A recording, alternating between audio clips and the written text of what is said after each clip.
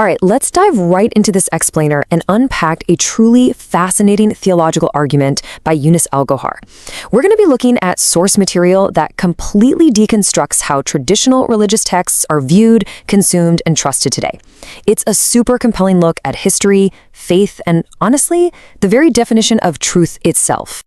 So, the source material kicks off with this highly provocative premise, questioning the absolute foundation of how people consume sectarian literature. I want you to ask yourself this. What if the historical texts you base your entire worldview on have been systematically changed? Where does that leave your understanding of the truth? If the foundation is cracked, how safe is the house? This explainer is going to challenge you to look beyond the literal binding of the books you might have grown up with and really question the lineage of all that knowledge. Section 1, the illusion of sex and fragmented truths. To really get al-Gohar's argument, we first have to look at how he views sects. The source suggests that dividing knowledge into these strict little categories actually creates a really incomplete picture of the faith. Think of it like a giant puzzle. For instance, if you only accept Sunni texts, you inevitably miss out on the insights derived directly from the Prophet's family that are found in Shia literature. Meanwhile, Sufi traditions focus heavily on sayings linked to inner, spiritual dimensions that are just missing from both of the others. Al-Gohar basically argues that voluntarily confining yourself to just one of these fragmented puzzle pieces absolutely guarantees you're missing the wider, unified picture. And the speaker really drives this home, emphasizing that true seekers just have to look past the labels because the Prophet's teachings completely transcend sectarian boundaries. In the source, al-Gohar proudly declares that he is neither Sunni nor Shia, he simply follows the Prophet. For him, the criteria isn't the title on the book's cover, it's the authenticity of the message inside. It's a fascinating challenge to traditional dogma, essentially asking believers to prioritize the Prophet over the packaging. In a world deeply divided by sectarian lines, this is a pretty radical, unifying stance. Moving right along to Section 2, Conspiracies Against Early Scholars and the Targeting of Imams. So, shifting from the general philosophy to some very specific historical allegations, the source material argues that the actual founders of Islamic jurisprudence themselves were victims of massive smear campaigns.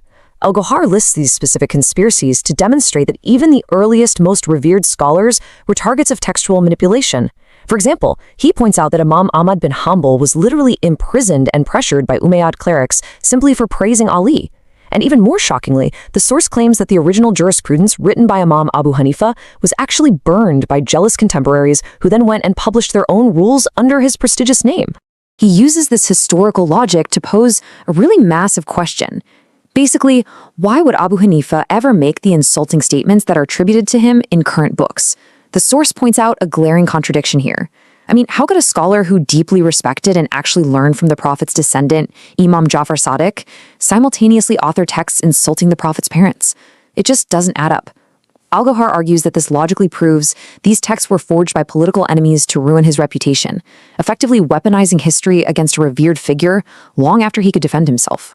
All right, Section 3, the alteration of texts and rewriting Sufi history. Now, this tampering, it isn't just ancient history. It's an ongoing, physical reality that al-Gohar claims to have witnessed firsthand. Using his own experiences buying books at Jodia Bazaar in Karachi, he recounts a fascinating, almost mystery novel-like realization. He remembers buying old translations of the spiritual book Irfan, only to return a decade or so later and find that the texts on those exact same shelves had been completely rewritten. He claims this exact same phenomenon has happened to the famous Kashf al-Majub and even collections of Ali's sermons in modern copies of Nahj al-Balagha.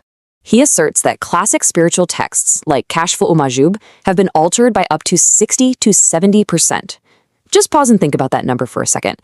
Imagine picking up your absolute favorite book, the one that guides your life, and finding out that more than half of it is essentially unauthorized fan fiction added decades later.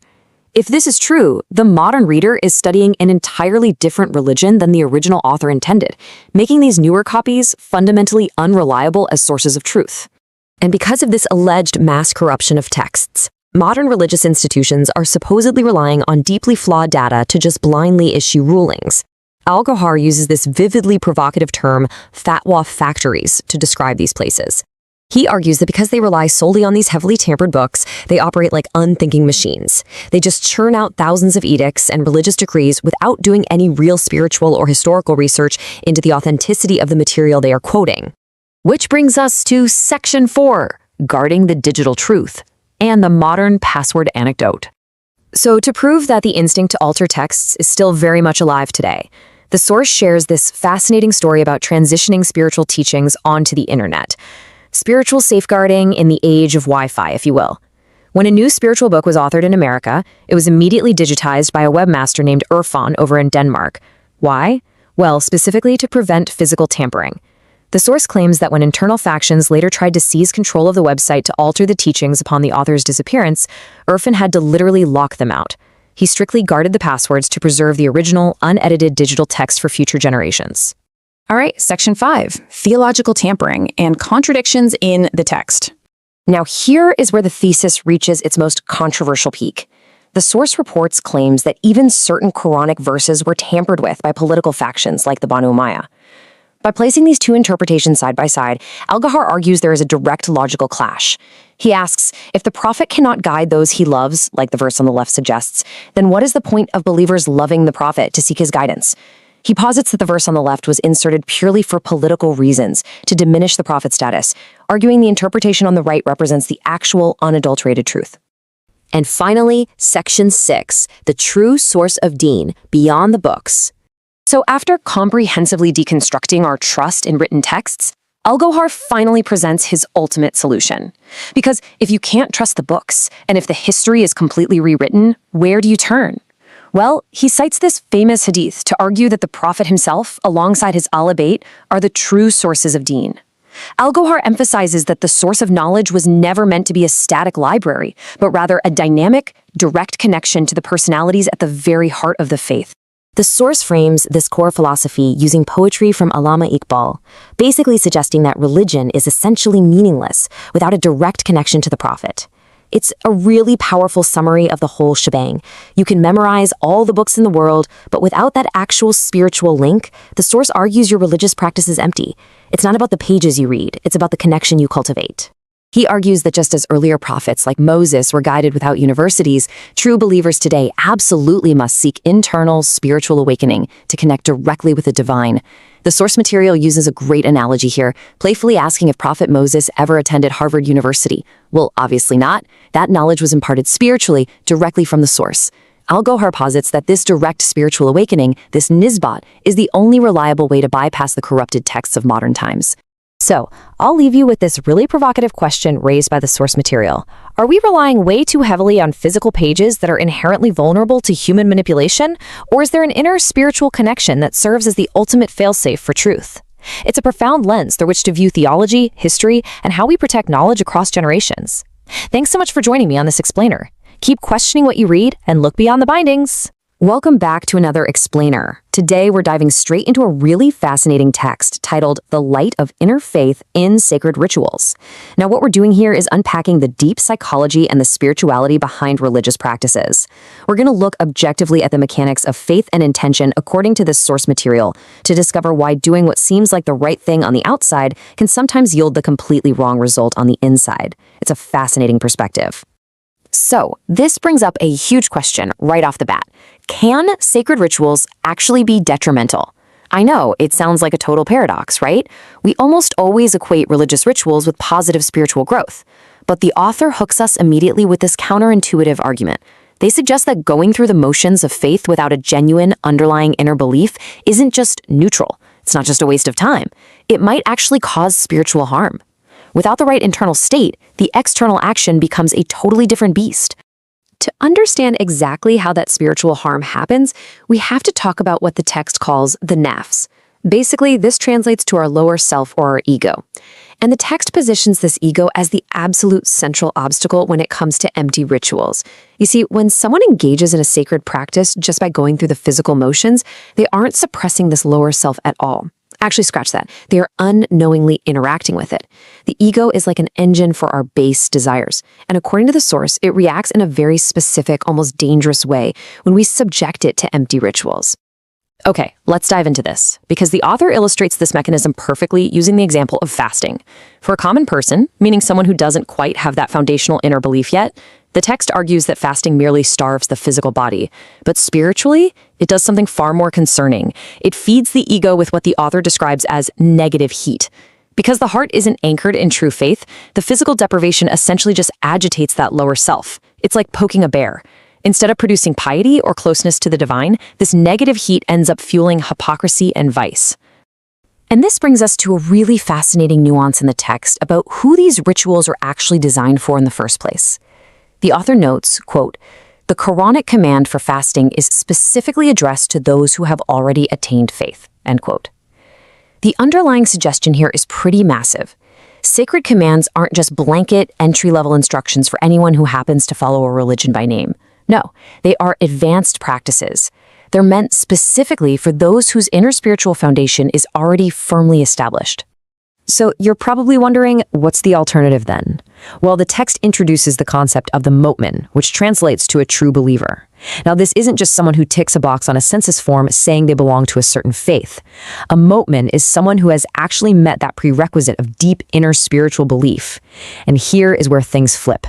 For the mu'min, the ritual of fasting is absolutely not a dangerous agitation of the ego. Instead, it becomes a profound, powerful mechanism for real spiritual transformation. And what exactly does that transformation look like? Well, it all centers around something called nur, or divine light.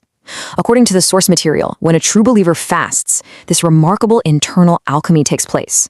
Instead of just losing physical energy and generating that toxic negative heat we talked about, the physical energy that's lost is actually replaced by this nur right within the heart. It's kind of like the physical emptiness of the stomach essentially creates space for the heart to be completely filled up with divine light.